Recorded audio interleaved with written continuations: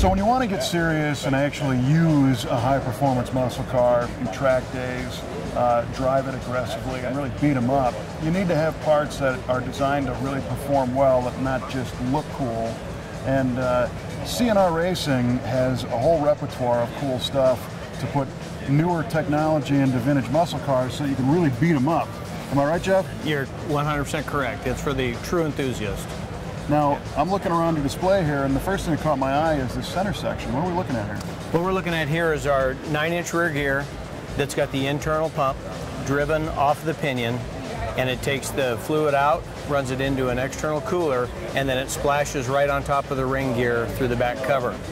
It's a great thing to maintain your heat and temperature when you're at the racetrack or at the autocross event, but more importantly is it gives you the confidence that that part is still going to have some life in it so that you can drive it home, which is what we find a lot of these guys are doing with these cars. Sure, absolutely. So this is full-on race technology.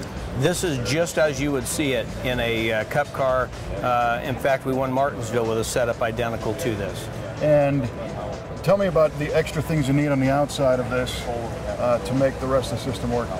Actually, it's right here where the plumbing comes out of the case, and then you'd need an external cooler, and that's it. The pinion yoke no longer has to have a pulley on it to drive a belt-driven pump, so all of that's eliminated with this system. And the applications for this, what does somebody get with your system when they go to buy it? When they buy this system, a lot of unique things. We're going to rim finish all the components so that we make a much better surface. We eliminate some friction, which again then is going to eliminate some heat. We also do something different in that we dyno brake in everything. So it's an hour without a load, an hour with a load, and we check all of our rolling torque numbers and our heat numbers in that process. So when this gear serial number goes out through our distribution chain, if the customer ever does have a question or a problem with that gear, we have the history on this product. Interesting, and it looks like these gears have the surface treatment already, because that looks like a mirror. Yeah, it's all been rim finished, but you know what's interesting is this is exactly what it'll look like when you get it. This is not a showpiece. This piece could actually go in a car tomorrow. Really? So that's not just bling for no, the no, show. that's all part of the rim process, yes. Now, tell me a little bit about the pump and how this operates inside here.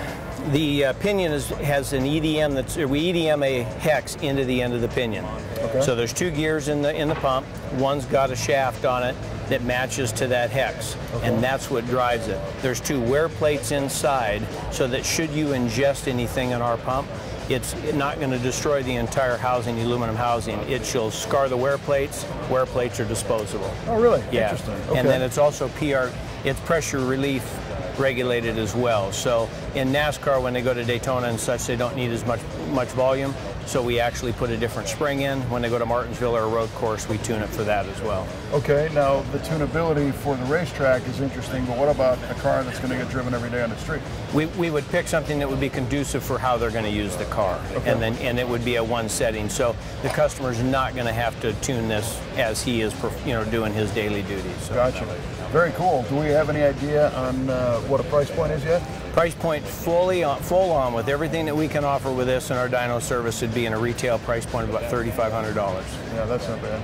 Especially considering if you really lean on a car, this is going to help reduce the opportunity to have to buy several complete center sections over the course of a lifetime. So. And it's bolt-in and drive. With the dyno break-in that we do, it is a bolt-in and drive it. It's not a drive it this way for a little while. Sure, we can control if it's going to have a noise. If it does, it's not leaving the shop. So.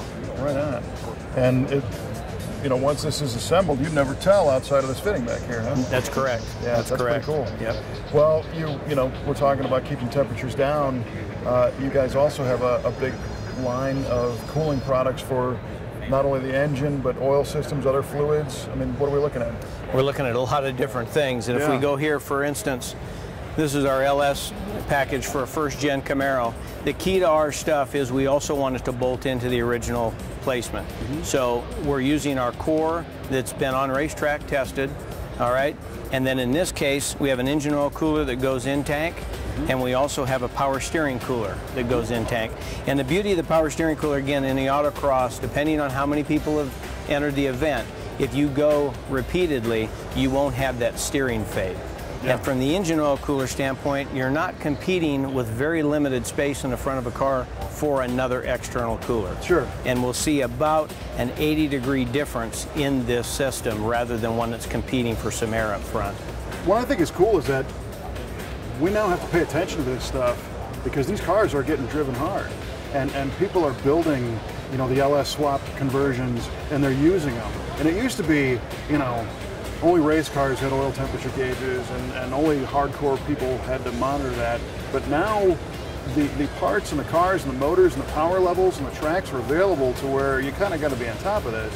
Yep. What kind of temperatures are people seeing, like in an LS motor conversion, where they need to step up to something like this? You know, when you get into some high horsepower stuff and you get over that 220 range, you're going to need to make sure you can really cool it.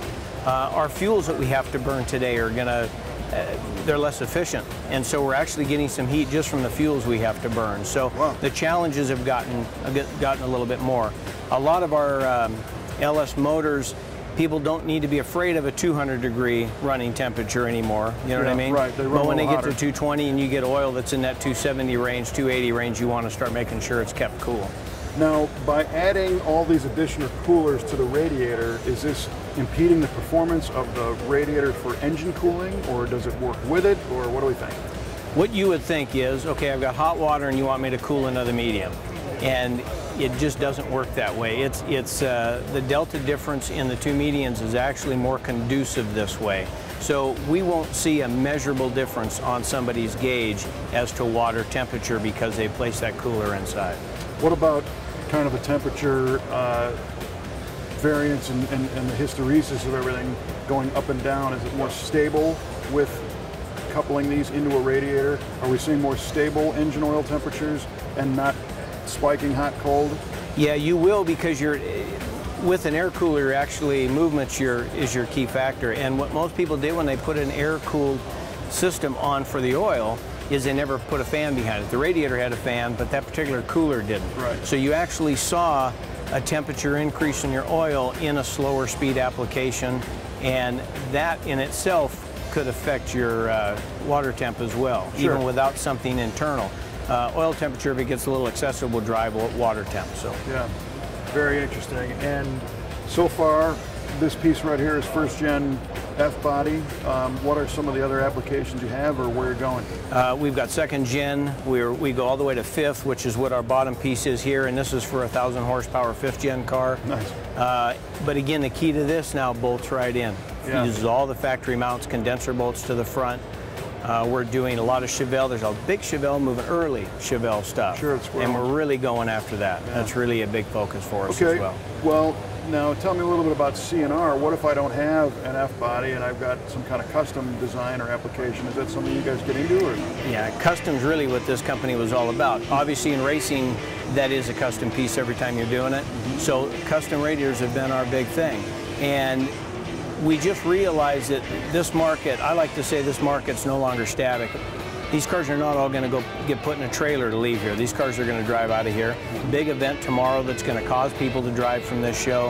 And we're finding that now that this market is more in motion, we have a better fit for it. You know, the LS motor, one of the biggest challenges, of course, is to make sure that it's bled properly. And that's, some people can have an overheat problem, but it's not necessarily because they don't have the right radiator yet. So if it wasn't an issue, they wouldn't have the holes in the head, you know, the ports in the heads to put steam line to it. So what we did was all of these parts that we manufacture in-house, we use the GMO ring for this so that we know that our install is going to be clean and it's going to be factory looking. And then from that, you can either take this to the suction side of the pump, which is the way we think is the cleanest to plumb this. It's the shortest route. Right, or plumb it back to the radiator. Our radiators for LS applications will have provision for a steam line. And everything in the kit that you need is here. You're not going to get halfway through with your friends on a Saturday and go, now what do we do? It is all in this kit, and a step-by-step instruction manual that goes with it. Well, we appreciate the forethought, and again, I really like the fact that we're seeing real race parts that are being maybe mildly civilized to fit in a street application, and we look forward to running them. Very good. Thank you. We appreciate you. Thanks.